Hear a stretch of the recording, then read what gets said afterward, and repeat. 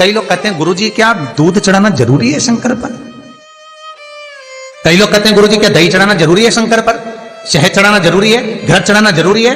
शक्कर चढ़ाना जरूरी है?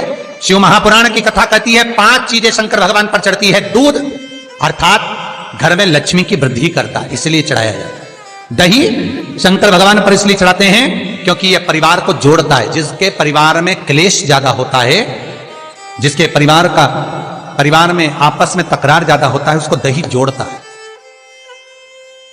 शहद घर में चिड़चिड़ प्रवृत्ति को समाप्त करता है। घी रोग को समाप्त करता है। शक्कर मिष्ठान घर में यदि लक्ष्मी आकर जा रही हो तो मिष्ठान समर्पित किया जाता है। इसलिए पंचामृत स्नान का भाव शिव महापुराण कहते हैं। पंचामृत स्नान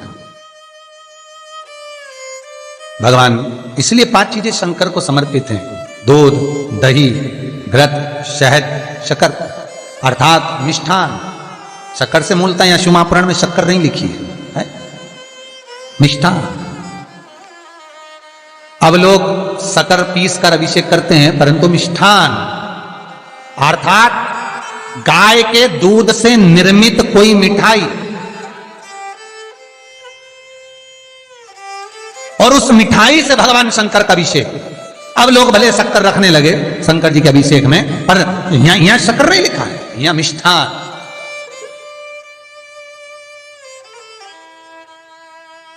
हमारे यहां साहित्य भाषा में कहते थे उसको खांड अर्थात मीठा। शिव महापुराण की कथा कहती है दर्पण इतना बड़ा ले लो। बंदर वाला अगर दर्पण वाली नहीं तो इतना बड़ा दर्पण लो, हनुमान जी के मंदिर में जाकर, क्योंकि हनुमान शंकर का ही अवतार है। हनुमान जी के मंदिर में जाकर हनुमान जी के उल्टे पांव का थोड़ा सा सिंदूर, चरण का थोड़ा सा सिंदूर एक कागज में लेकर आ जाइए। और हनुमान जी के छोटे भाई, हनुमान जी 6 भाई हैं, उसमें गतिमान, हनुमान जी के छोटे भाई गतिमान का नाम लो, और गतिमान का नाम लेकर उस दर्पण पर सिंदूर से त्रिशूल बना दो। सिंदूर से त्रिशूल बनाकर उस दर्पण को घर के बाहर, दर्पण का मुख बाहर की ओर, ऐसे बाहर की ओर मुख कर कर दर्पण को घर के बाहर या दरवाजे पर, बिल्डिंग पर, ऊपर जाली में, फ्रंट में कहीं पर भी उसको लगा दीजिए।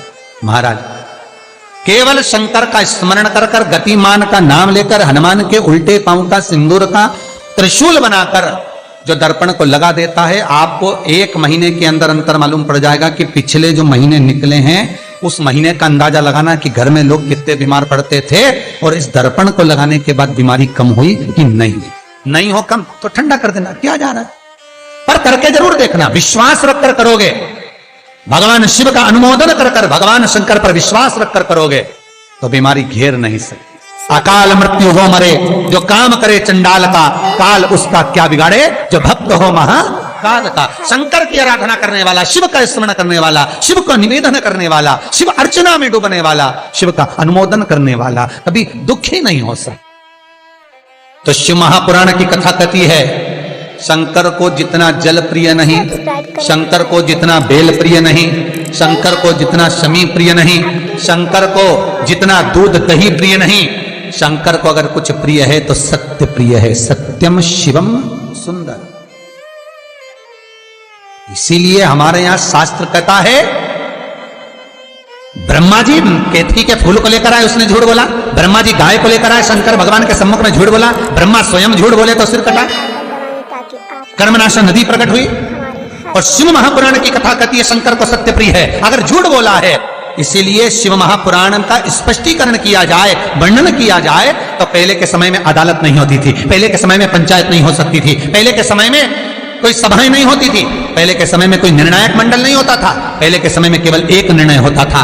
गांव के लोग ले जाकर शंकर के मंदिर में खड़ा कर देते थे और कहते थे उठा गंगा जली, और कहते तूने ऐसा नहीं किया। गंगा जली उठाकर कह दे कि तूने ऐसा नहीं करा। क्यों गंगा जली उठवाते थे? क्योंकि लोगों ने शिव महापुराण सुन रखी थी।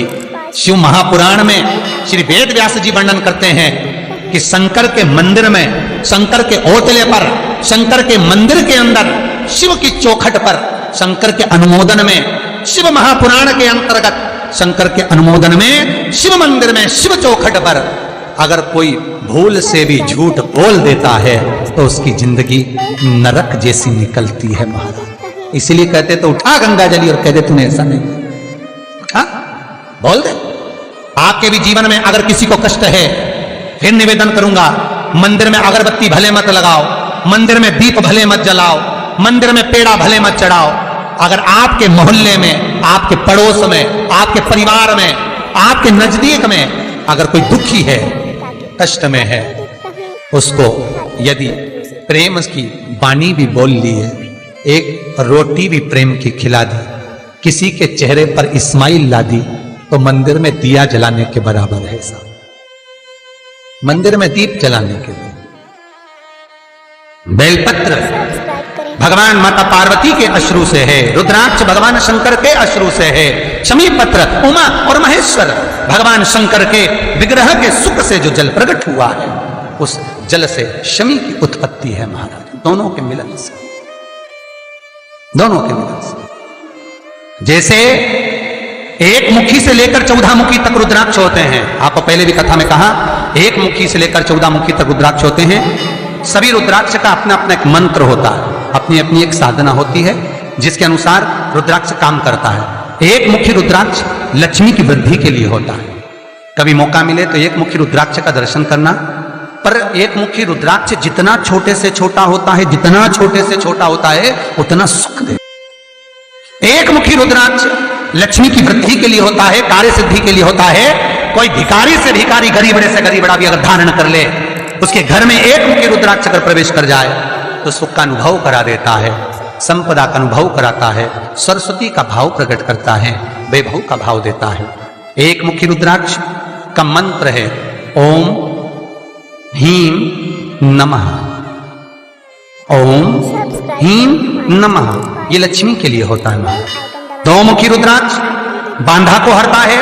कोई तकलीफ आ रही है, कोई प्रशासनिक कार्य है, कोई काम नहीं हो रहा, फाइल आगे नहीं बढ़ रही, बहुत तकलीफ आ रही है, तो दो मुखी रुद्राक्ष जो व्यक्ति धारण करता है उसका कार्य सफल होता है। दो मुखी रुद्राक्ष का मंत्र है ओम नमः। दो मुखी रुद्राक्ष का शिव महापुराण में जो मंत्र दिया है ओम नमः। विदेश्वर संहिता के अंतर्गत शिव महापुराण में रुद्राक्ष के 14 मुखी रुद्राक्ष के मंत्र दिए हुए। आप शिव महापुराण नहीं पढ़ सकते तो मंत्र लिख लें। दो मुखी रुद्राक्ष का मंत्र है ओम नमः। 3 मुखी रुद्राक्ष विद्या प्राप्ति के लिए होता है। कैसा भी अनपढ़ से अनपढ़ व्यक्ति हो, जिसको विद्या में रुचि ना हो, पढ़ ही नहीं पा रहा हो, चित्त वृत्ति ही ना लग रही हो, मन ही ना लग रहा हो, परसेंट कम से कम होते जा रहे हो, 3 मुखी रुद्राक्ष उस बच्चे के गले में लाल धागे में डाल दीजिए। नहीं डाल सकते तो बच्चे के कमरे में जहां वो पढ़ता है, विद्याध्ययन करता है, उसके कमरे में लगा दीजिए। 3 मुखी रुद्राक्ष का मंत्र है ओम क्लीं नमः, ओम क्लीं नमः। ये 3 मुखी रुद्राक्ष का मंत्र है। इन मंत्र को कैसे सिद्ध करना है वो आपको 14 मुखी के रुद्राक्ष के पूर्ण होने पर वर्णन करते हैं। 3 मुखी रुद्राक्ष का वर्णन है ओम क्लीं नमः। 4 मुखी रुद्राक्ष खोई हुई वस्तु को प्रदान कर देता है महाराज। यदि कोई वस्तु आपकी खो गई है, कोई सामान आपका रखा गया नहीं मिल रहा, 4 मुखी रुद्राक्ष को एक चावल की कटोरी में, अक्षत की कटोरी में घर के केंद्र बिंदु में रख दीजिए महाराज। 4 मुखी रुद्राक्ष 2 रात्रि तक रखा रहेगा। तीसरी रात्रि को खोई हुई वस्तु आपके घर में कहीं पर भी प्राप्त हो जाएगी, पर होगी, मालूम पड़ जाएगा कि वस्तु यहां है। 4 मुखी रुद्राक्ष का मंत्र है ओम ह्रीं नमः, ओम ह्रीं नमः। फिर वर्णन आया 5 मुखी रुद्राक्ष। ये कार्य में सिद्धि देता है। व्यापार नहीं चल रहा हो, कोई नई दुकान खोली हो, नई फैक्ट्री खोली हो, नया कोई कार्य करने जा रहे हो, नहीं हो रहा है, पैसा लग रहा है पर आवक नहीं हो रही है, तो 5 मुखी रुद्राक्ष फल प्रदान करता है। इसका मंत्र है ओम ह्रीं नमः, ओम ह्रीं नमः। 6 मुखी रुद्राक्ष अटके हुए काम को सफल बनाता है। जिसका विवाह नहीं हो रहा हो, शादी नहीं हो रही हो, रिश्ते बहुत आ रहे हो, संबंध नहीं हो रहा हो, तो 6 मुखी रुद्राक्ष स्त्री हो चाहे पुरुष हो, उसके गले में लाल धागे में डाल दिया जाए। 6 मुखी रुद्राक्ष का मंत्र है ओम ह्रीं हूं नमः, ओम ह्रीं हूं नमः। ये 6 मुखी रुद्राक्ष का मंत्र है। 7 मुखी रुद्राक्ष श्री शिवाय नमस्तुभ्यं। श्री शिवाय नमस्तुभ्यं। श्री शिवाय नमस्तुभ्यं। ऐसे ही पंडित प्रदीप मिश्रा जी के उपाय जानने के लिए हमारे चैनल को सब्सक्राइब कीजिए और वीडियो को लाइक और शेयर ज़रूर कीजिए।